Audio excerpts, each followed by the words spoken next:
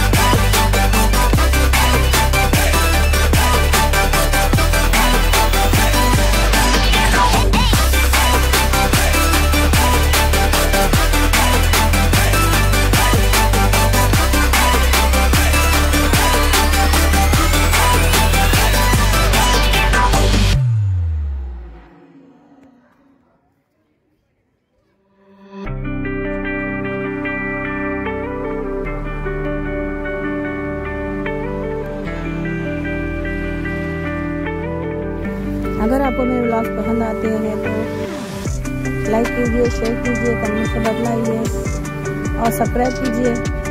अल्लाह हाफिज़।